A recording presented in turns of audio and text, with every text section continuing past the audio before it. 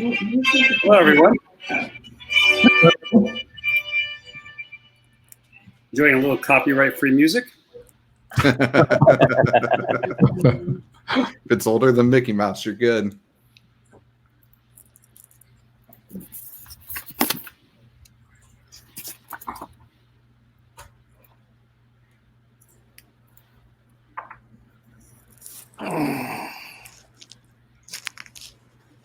Woo. Gentlemen, welcome to my first episode of Fireside Chats. I'm your host, Joel Martin. How you doing today? Good. How are you, Joel? Nice to be here. Yeah, glad to be here. We're officially starting a few minutes early just to get things going. I figured, why wait? Hopefully there's some people joining us. Let's see. I'm looking at the live stream here. And if anybody's logging on, I will be able to chat with them. Hello on ViewStub. Hello, everyone.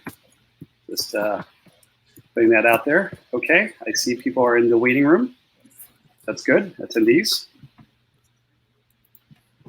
All right, so we have a few minutes to this. I guess this could be the pre-show, if you will, right? We could do a pre-show. This is our first episode, so I'm going to take it easy. I'm not going to worry too much about if we have a few mistakes or anything going on. So Troy, thank you. We have Troy Parker, our CEO of CodeFirm, co-CEO of CodeFirm, joining us today.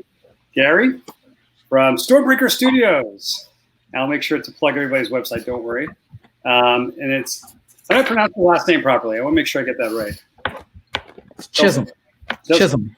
Okay. And we have Mr. John Laster, attorney at law, counselor. Thank you for joining us. Yeah, thank you.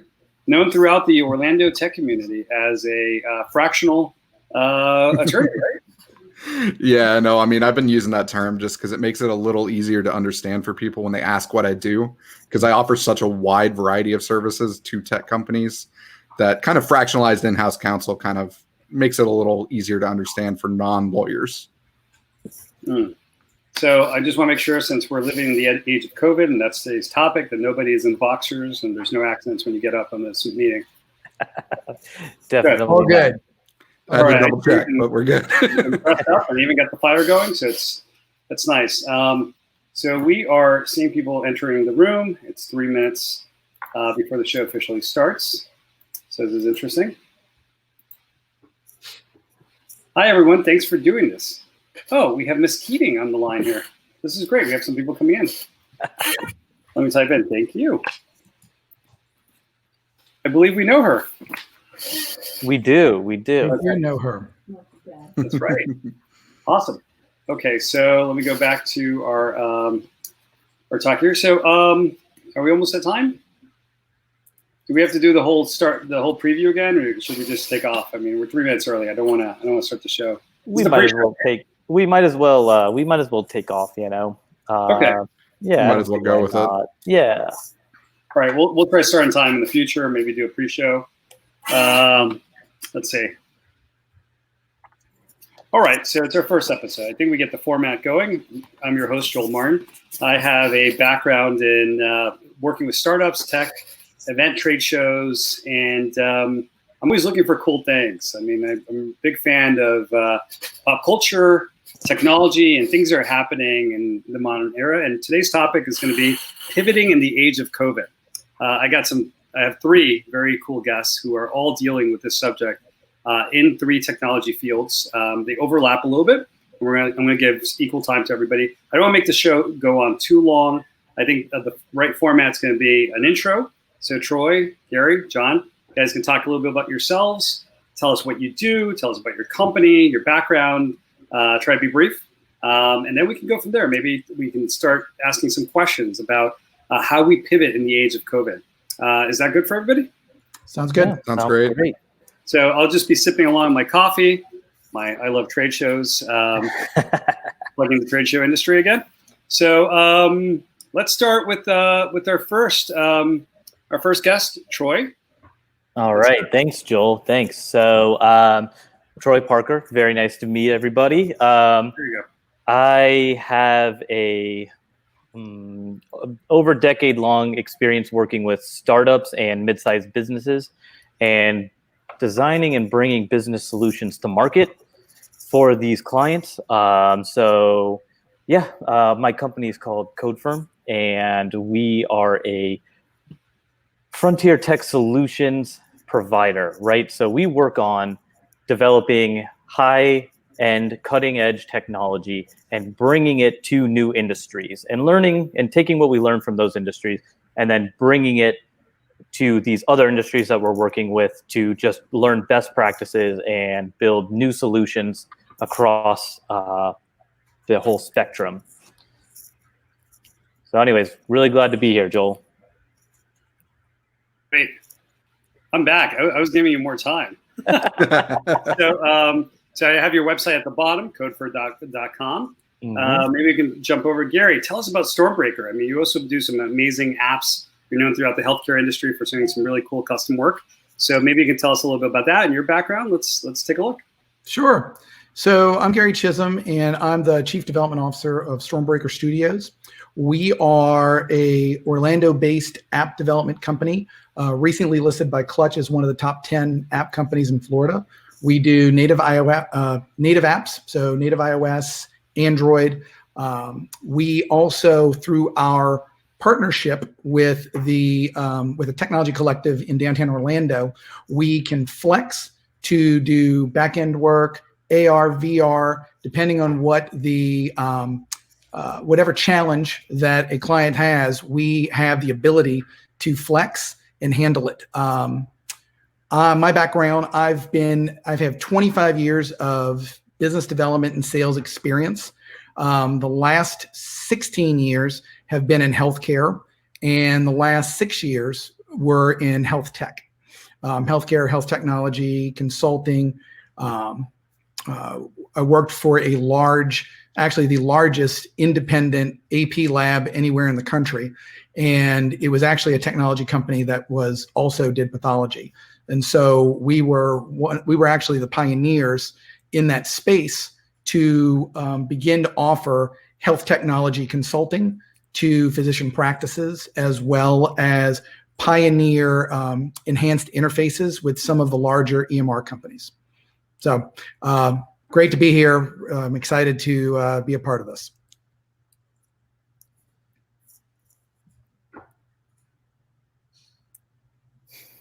Did we lose Joel? Did we lose the host already? All right, I guess I'll host from this point. That's great, Gary. Really glad to have you on today. I don't have the fireplace, so anyways, let's hop in next. John. This is John, a fractionalized counsel from Orlando, Florida, from Laster Law. John, do you want to give us an intro? Yeah, I'm happy to give an intro, and I don't have a fireplace either. I'm actually in my spare bedroom because I'm working from home, just like pretty much all of you. So post-COVID reality. Yeah, exactly. Yeah, I'm in the living room right now. Right, this is the new office.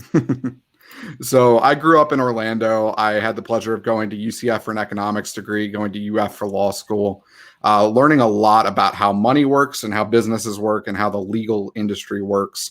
Alongside that, I started my first company at 18 years old. And then I started basically working in the video game industry from that point on. I've done so many random jobs in that space that it's hard to even keep track of at this point. A lot of content creation, a little bit of business development, a little bit of software development, a little bit of project management, a lot of consulting, a lot of marketing type work, and just kind of moved around and got to learn a lot about a lot of different companies, both big and small. I've had the pleasure of being a Microsoft MVP now for 9 years or something like that. And that's opened a lot of doors and allowed me to kind of interact with people at a much bigger company, obviously. And my passion's always been kind of solving those kind of complex issues that small businesses run into and helping them scale from a small business to a larger sustainable business. And my background is largely in corporate and intellectual property.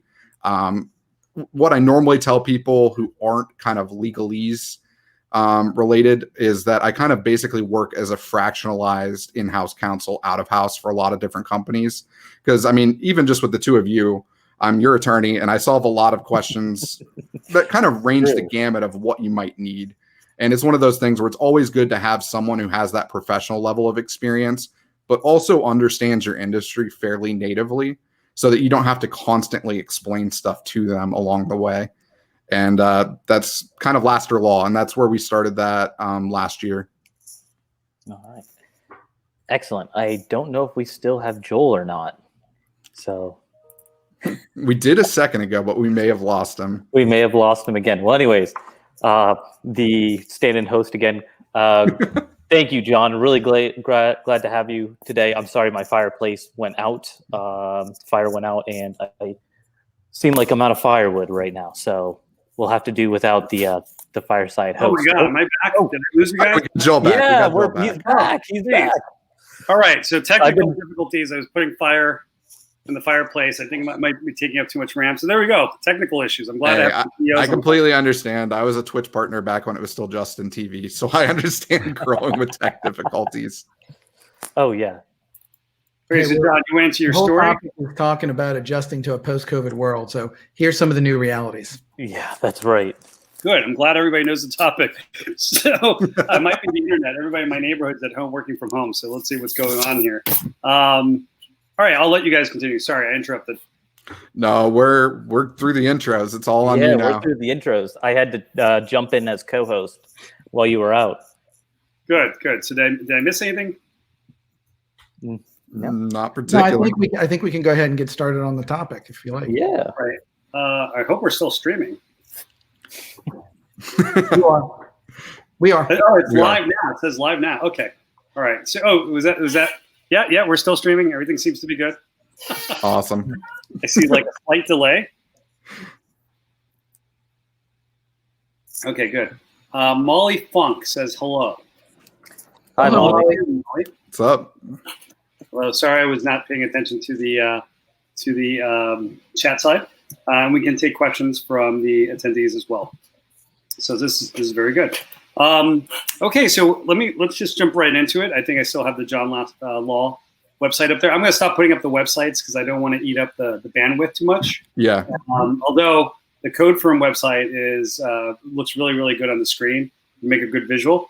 And John, maybe we can show this up. I think everybody that's online that's streaming a web episode is probably familiar with visiting a website, so they can open another window. I'll just put the URL down there. So maybe we should just talk about each one of us and talk about a solution your company provides. Let's go in order again. Troy, there's a lot of things happening thanks to COVID or because of COVID.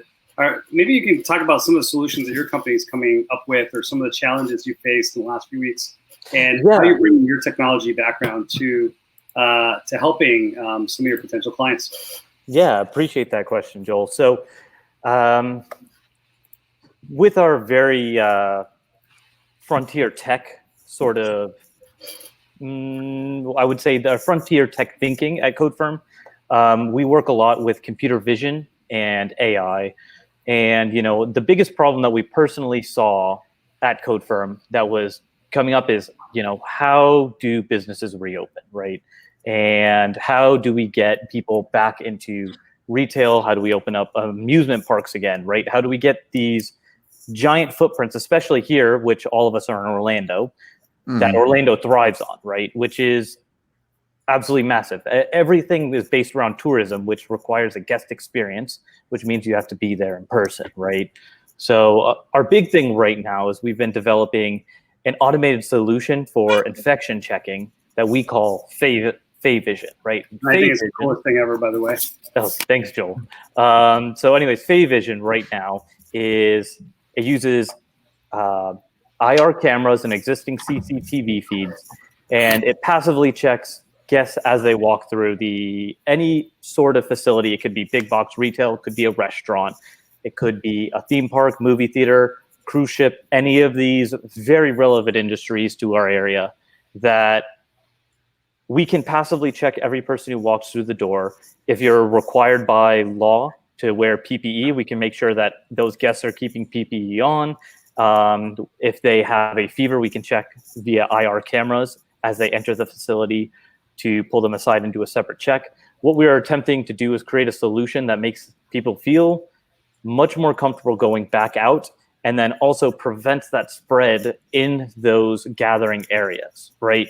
So right now, that's kind of our main problem that we're using all of our brain power behind to solve, right? I'm thinking two things right now, right? First one is that the human body changes temperature when you get somewhere in a couple hours, a couple of minutes. Let's say you get to the casino 9 a.m. by 11, you could be running a fever. So you're talking about constant monitoring, which is not one-to-one where they spot check you at the door because you've been at the casino for 5 hours or at the theme park for 5 hours. Your body's changing.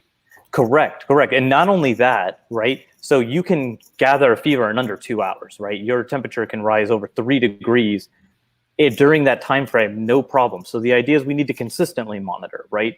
And we need to monitor passively. The last thing anybody wants is a gun thermometer up to their head every, 15 minutes as they're walking around the, say, Disney World, right? That's not a viable solution for any sort of guest experience. That's a very cool solution you guys came up with. Oh, thank you. So really proud of it so far. It's coming along nicely. We are currently in talks to have some pilots out in the Orlando area shortly. So that's you can know for other things, right? Like you've done drone work, you've done that's right, natural language processing, big data. Yeah. So another actually COVID. This one came before COVID, but we are really hoping that this solution comes to market much quicker as well. That will help with the kind of COVID crisis as, say, health systems reach their maximum capacity, right? We are working with Archer First Response Systems right now to help deploy drone EMS systems to deliver emergency medical supplies for an overtaxed EMS infrastructure, right? So the idea is, an ambulance right now in the state of Florida on average takes somewhere between 8 and 10 minutes to arrive after you call 911.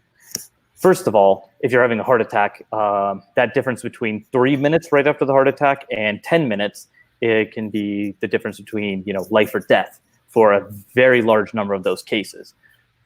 On top of that as well, in this COVID world, as we see infections rise, we are also going to see ambulance use rise, which means people who suffer from much more threatening situations are going to be running into much more likelihood of extended time before the ambulances arrive. So that's the other one that we're currently pushing our front on as well, is we are working on creating automated drop points to drop these drones and drop medical supplies directly onto every single driveway in Manatee County right now. That's really cool. I can think of all the legal ramifications, and I can see John itching to jump in there. John, how about you, man? So the world's changed. You're an attorney. What are some of the tech companies that you're working with? And you work with a lot of startups. I know you're working with some SaaS companies that I know about. You're working with some international companies. You got a lot of experience with video game, AR, VR companies in Orlando, the Orlando game space. I know I've seen your name in Tampa, so you're all over the place. Tell me some of the things as an attorney. What are you dealing with? Like, what are some of the topics that maybe And here's a great one. I'm going to throw this one out to you guys. A lot of people have lost their jobs. They've been working for a company for many years, and one of the things I've always known, and this is widely known, is that this is a great time to maybe start a company, look for a problem, find a solution. I mean, maybe you can jump in and throw some ideas there. And then we can have Gary jump in and talk about how to do that, because you're not working. You're thinking you have a great idea. Maybe you start an app. That's where Stormbreaker comes in, and maybe you can give us the legal side first. Like, what would you do? I mean, I have a great tech idea. John, take over. There's a lot to jump off there. So, I mean, just right now, I'm working with companies that are basically coming to me for a wide range of things when it comes to just understanding what's being said about PPE or EIDL or unemployment, or making sure that you're, acting in the proper way to get some of the forgiveness that is given there, making sure that you're acting correct when it comes to liability related to bringing employees back on premises and stuff like that. I have a few clients that are trying to open back up retail locations. That's a huge hurdle that needs to be dealt with, and Troy's obviously working on solutions related to that. And then obviously there's people who are taking this time to kind of pivot and try to launch a product. And that's what I think you were getting at. Even what Troy was mentioning himself, they very much are kind of launching a product in a sense, and that's something that can be very difficult to do And there's a lot of legal ramifications that come in to play with that. So like, let's just say you were to have been let go and you had this great idea and it's something you've been wanting to do for a while. You need to sit down and just kind of think about it logically and make sure you actually have some form of business plan before you even go forward with anything. Because if you don't have kind of all the steps kind of navigated, at least initial, it's probably not the best time to do it because there are a lot of things you're going to be dealing with. But once you kind of have that business plan in place and you think you have some runway or you think you have some kind of funding source, that one of the things I definitely recommend is anytime you are dealing with starting up a business, it looks like I may be having internet issues. I don't know if you guys can hear me. It's spreading.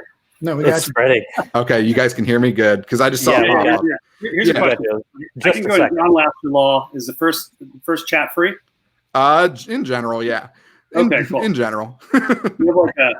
I have a tech idea. I'm sure there's a lot of things you have to do. Trademarks, register the URL, right? 100%. There's a lot to do. You're going to want to, first off, if you're dealing with more than one person, come up with some kind of operating agreement or partnership agreement, depending on what kind of entity you have. And then even beyond that, you're going to start having to figure out a lot of IP issues, even from day one. Even just the name of your company or the name of your product can matter a lot because you need to make sure that you could theoretically trademark. You need to make sure that, you know, it's something that will be protectable. There's a lot of issues there that we could that could be its own thing. And then from that point on, it's just kind of starting to figure out, okay, now that we have this app or something, what do we need to have to even be able to launch it? You know, whether it's the terms of service, privacy policies. I was trying to give you a nice little easy dovetail there. Yeah, there you go. We have our guest, Gary, who's the app expert in custom apps. And you know what? That leads to a great place. I mean, I have an idea. I was working at whatever theme park for the last 20 years, and I've been not working for 2 months. I have an idea for an app that could help theme parks or help guests when they visit your town.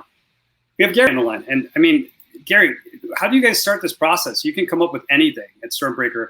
I mean, is it a scope of work? How do you grab somebody who's never been an entrepreneur, but he's got an investment idea, he's got a couple dollars, maybe you can give us a range of how much they have to invest or what an app costs. I mean, we might have some people that watch this later that are like, you know what, I do have an idea. I do want to start an app. And take it away. So thank you. You know, there's a couple things. First off, this is a great time to invest in your app and build an app. And a lot of businesses are doing that because an app allows you to be in your customer's pocket at any given time. You can reach them where they are. A great example, one of the apps that I have is a restaurant chain Gyukaku, which is like think Asian melting pot. And they have a great app where, you know, pre-COVID, you would drive by, and if you were nearby, it would pop up with a push notification in geofencing to let you know, hey, we're open for lunch if you want to come by and have something. That worked on me several times when I was driving with my wife, saying, let's go eat there. What they've done and what they've pivoted since is that they'll send messages now to let you know that they're open for pickup, open for carryout, but they can catch you at any given point. And so a lot of businesses right now, this is such a great time to do it.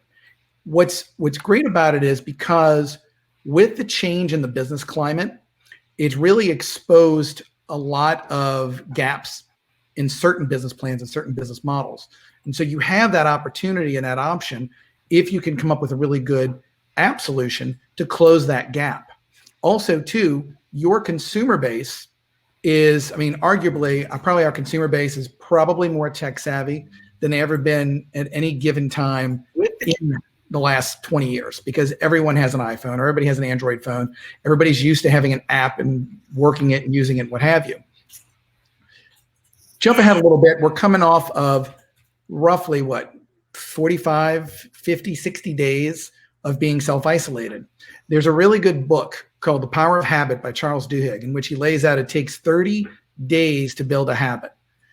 That's what the American consumer has been doing for the last several weeks, is building a brand new habit.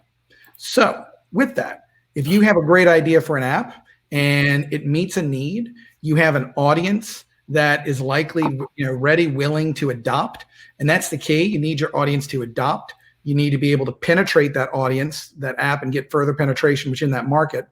but then you also need to create advocates. And that's the key thing. If you can create advocates of your app, you're going to get more widespread adoption, press, promotion, growth. You have it. For us, we get, we talk to a lot of different folks who have ideas about what they want to do with an app.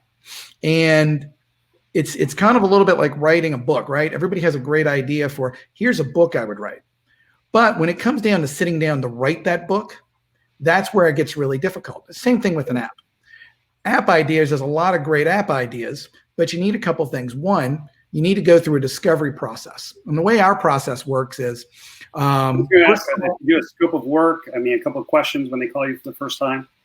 Yeah. So what'll happen is when I'll talk to somebody, usually for like a good 30-minute call, just to get an idea to help qualify the idea and make sure that this is something they're serious about, something that they've thought through, at least some of the basics.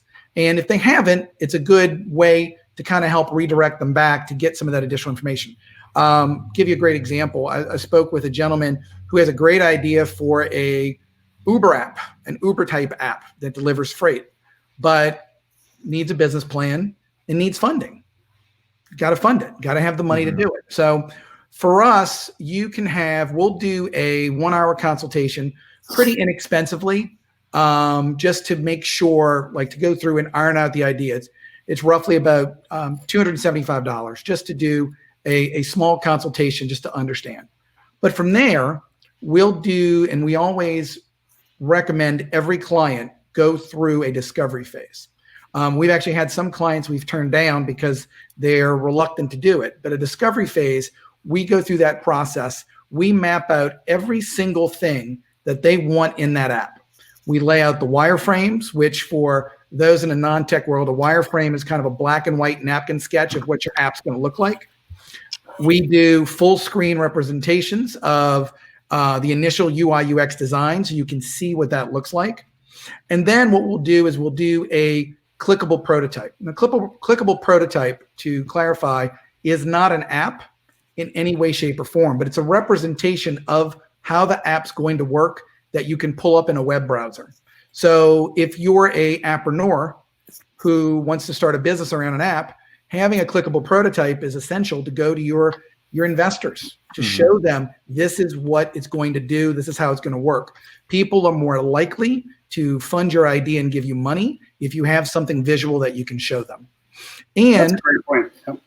And then the last thing out of that whole discovery phase, by that point, ourselves and the client, we are 100% on the same page about what this app is going to walk like, talk like, look like, what are the killer features, what's going in now, what's coming in version 2. We can give you a very accurate estimate of price and timeline. Because I mean, I'm sorry to jump in, but I mean, there's just so many people that have great app ideas, and having somebody that's willing to talk to them on the phone, and you know what, John, get really good legal advice too, because you really don't want to do an app that somebody else or similar to somebody else's app that could. I mean, I'm going back to the legal perspective here because I'm sure you get lots of these questions at your firm. But Gary, is there anything?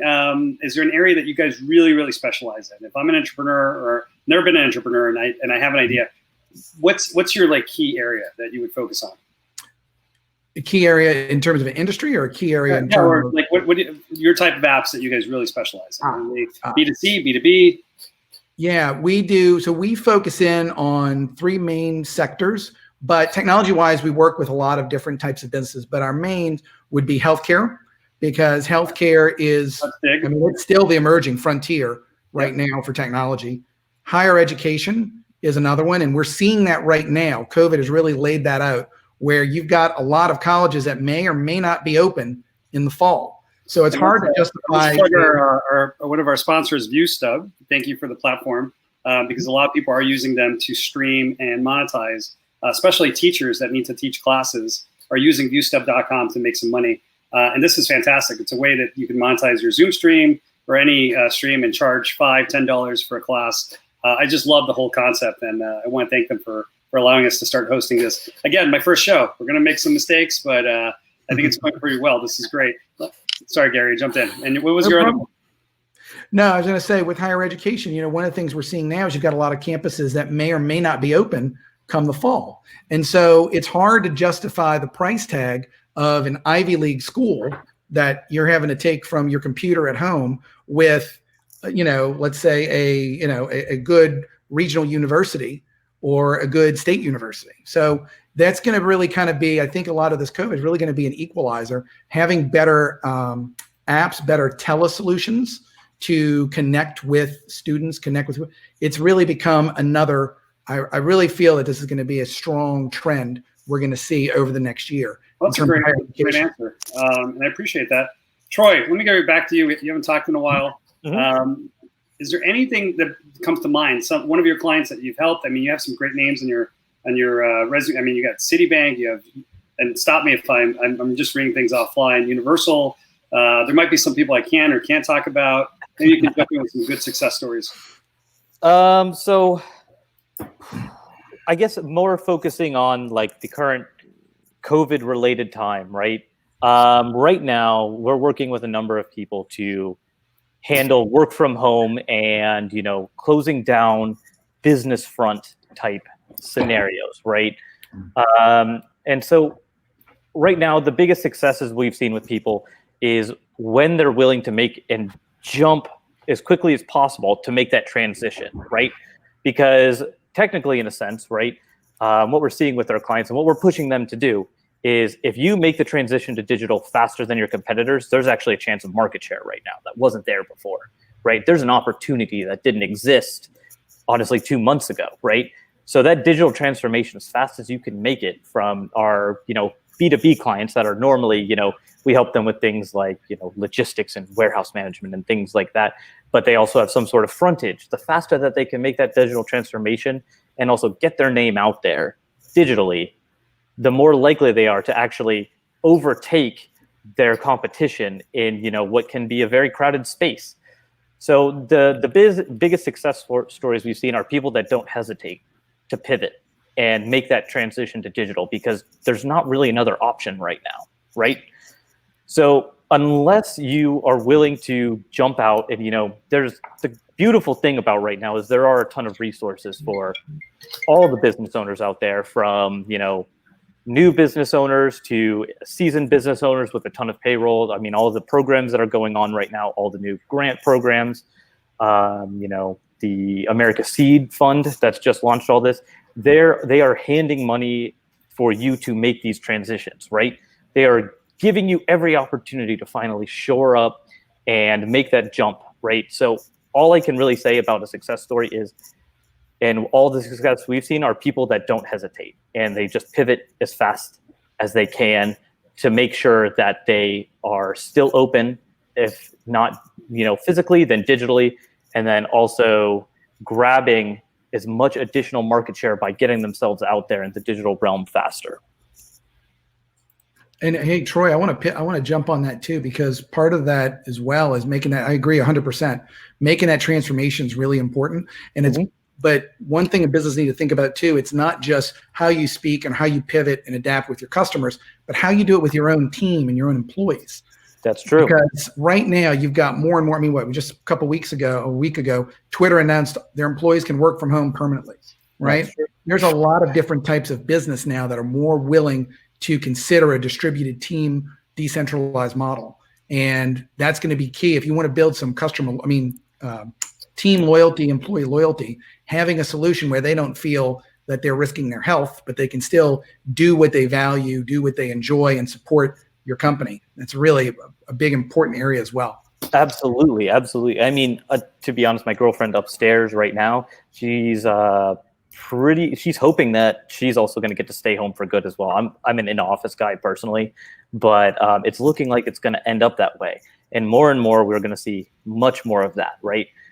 Now, especially, so there's kind of 2 points to this. Like we've got these large scale corporate style businesses where working from home is just a matter of fixing communication, right? Mm-hmm. It's a matter of cleaning up communication channels, organization, things like that. But then we also have all these businesses that are physical as well, mainly retailers where, they're fighting against Amazon on e-commerce, which is very tough. companies that weren't like restaurants that weren't set up to deliver, right? What are they doing right now? Hoping for takeout. Many of these restaurants really rely 100% about the in-house dining experience. So you're absolutely right, Gary, that there's those 2 points, and I think that each company is going to have to deal with one or the other, right? I think that there's going to be either a company, like any frontward guest experience facing company is going to have to find a way to pivot, or in some scenarios, if they're large enough, they're just going to have to find a way to survive. But then, yes, from the more corporate side, work from home is not going away. Yeah. No, I just want to jump in with something. I put a little link at the bottom to the ITRA, the International Technology Rental Association. Full disclosure, I'm on the board.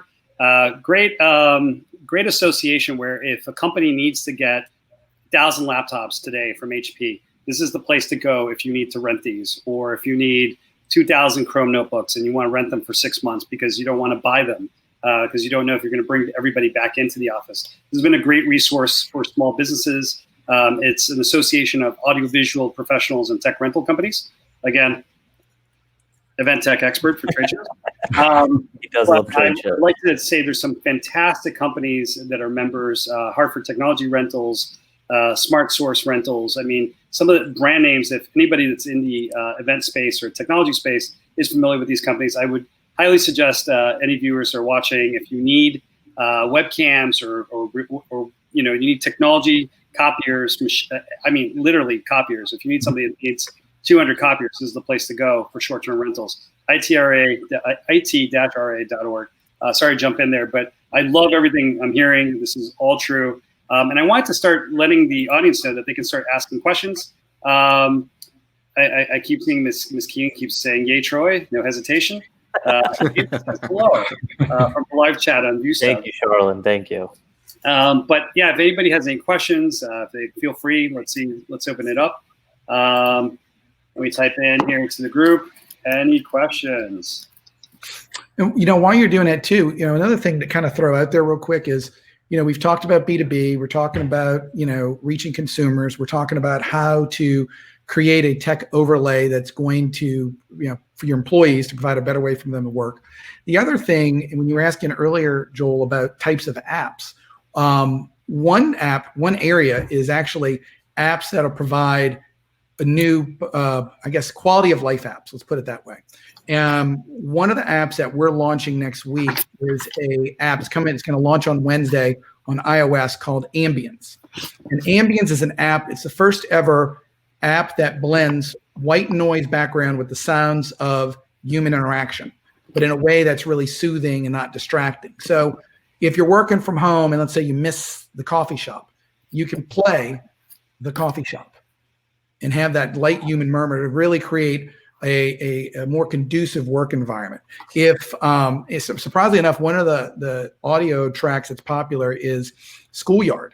You might think at first like, listening to kids, running around and yelling on a schoolyard isn't exactly soothing. But when you miss that sound because you've been inside for 2 months, it has it provides kind of a good environment that makes it easier for you to kind of de-stress, but also to be more productive.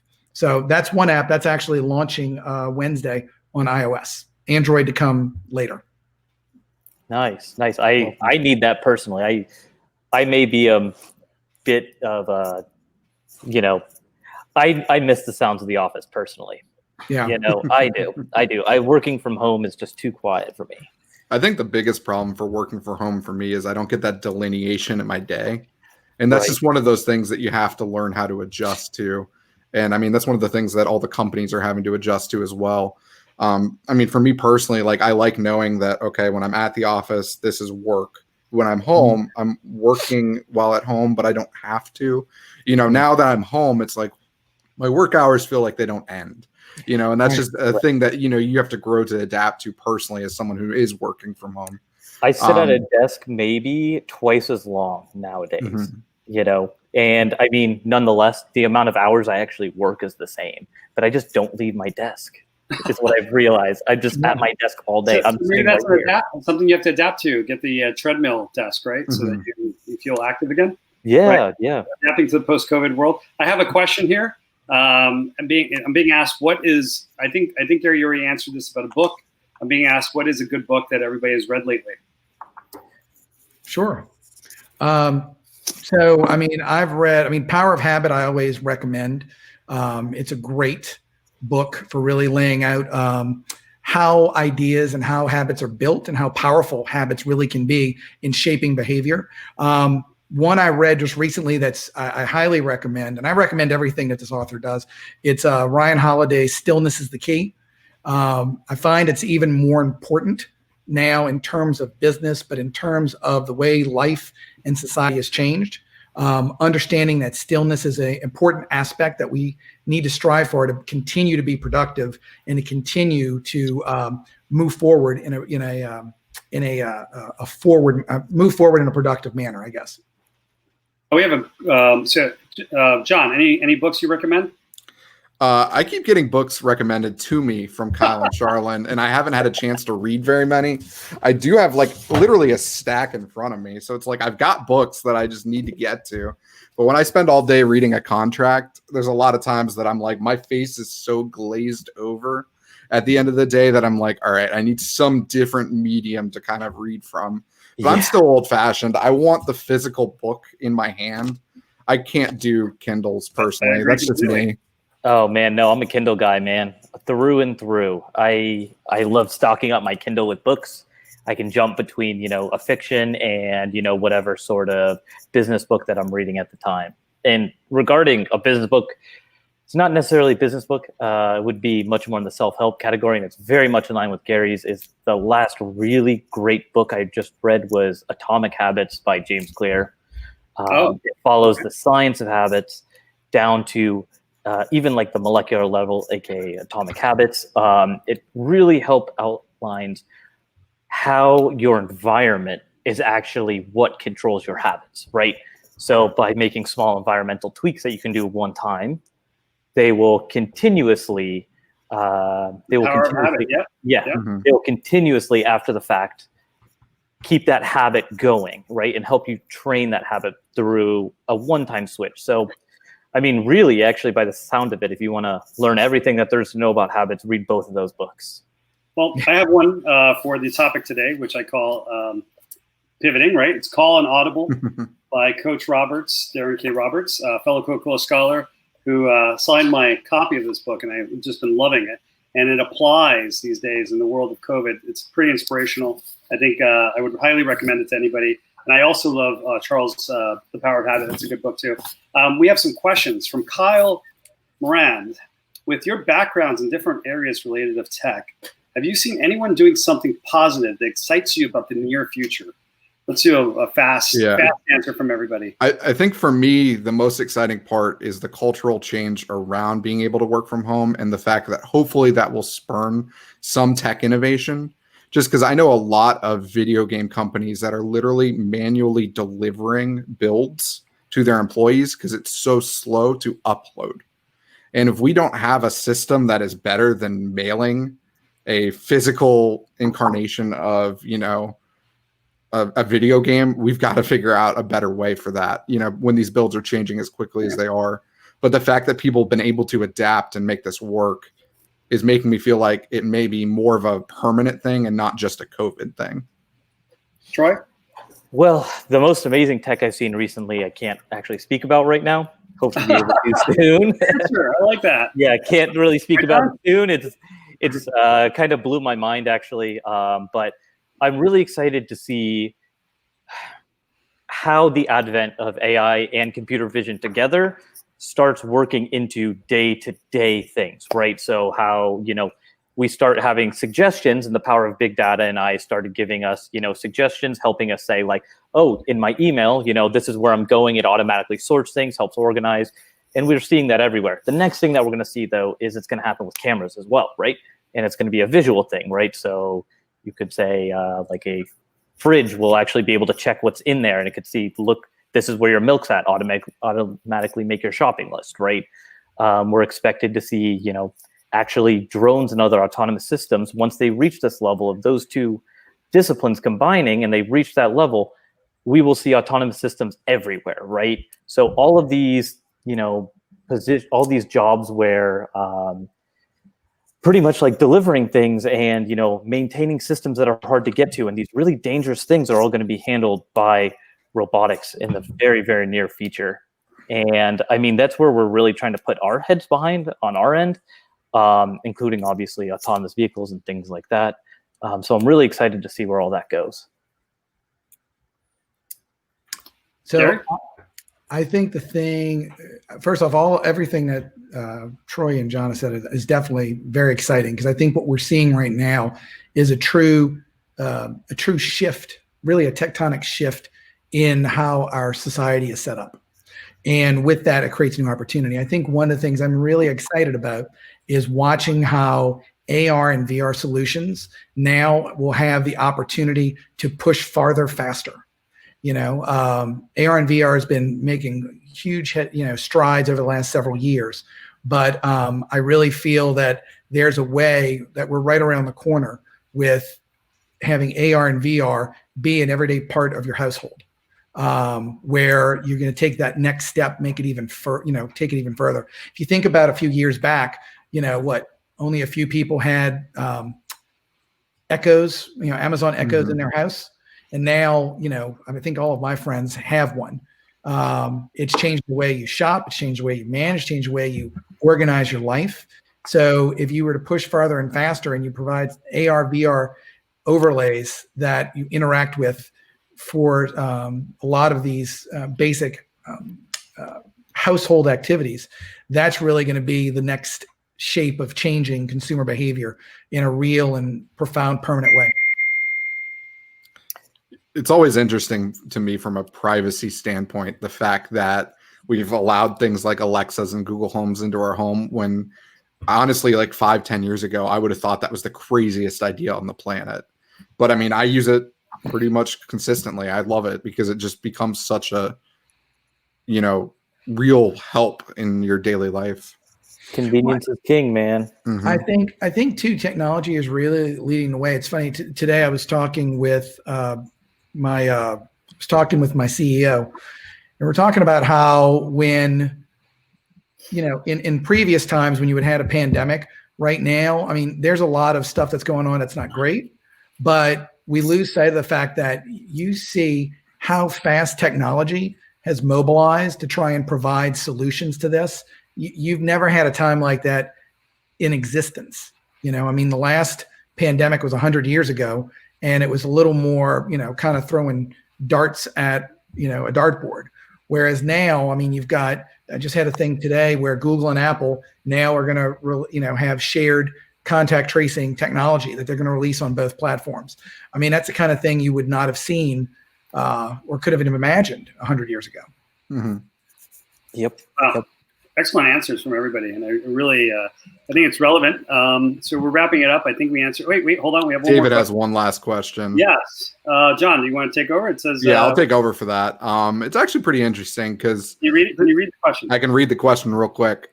Are there any new laws coming out that restrict businesses as a result of COVID? And to me, that's super interesting because you're seeing a lot of people on Facebook who've decided they're armchair constitutional scholars.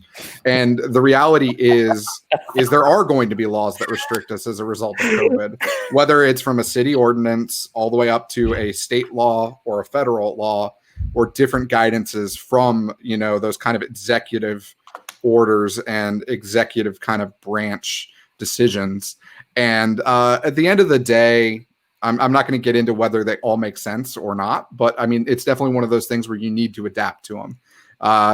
We're in a different phase right now where when you think about it, there's kind of like pre-COVID, there's COVID, and there's going to be post-COVID.